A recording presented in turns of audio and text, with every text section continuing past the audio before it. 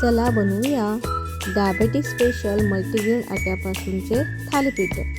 त्यासाठी आपण कोबी किसून घेतलेला आहे, मस्त एक बारीक कांदा कापून घेतलेला आहे, अद्रक लसूण मिरची यांचा जाडसर ठेचा, धने जिरे पावडर, चवीनुसार मीठ,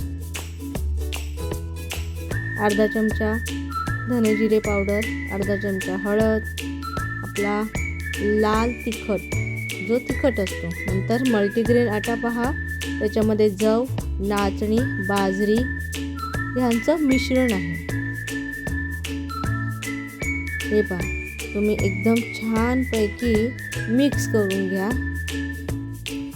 आता पिठाचं आपण छानसं जाडसर डो तयार करायचं आहे। पहा, डो जाडसर तयार झाल्यानंतर तुम्हाला त्याच्यात काय करायचं आहे, तव्याला पूर्ण गरम झाल्यानंतर तुपाने ग्रीस करून घ्यायचे आहे। त्याच्यावर हाताने किंवा वाटीने, हाताला पाणी घेऊ किंवा वाटीला गोल आकाराच्या चमच्याला मस्तपैकी पाणी लावून हा थालीपीठ तुम्हाला जास्तीत जास्त पातळ करून घ्यायचं आहे। जेवढं पातळ करता येईल तेवढं पातळ करून घ्या आणि नंतर पहा, त्याला आपण वाफ काढून घेऊया। वाफ काढून घेतल्यानंतर तिथे लगेच बाइंड होईल, म्हणजे तुम्हाला पलटी मारताना तो तुटणार नाही, कारण आपण त्यात भाज्या खिचून किंवा कापूनच शिजवाव्यात, कारण आपल्याला त्याच्यातून फायबर्स मिळतात। पहा, करून आवडलं तर लाईक आणि सबस्क्राईब करा।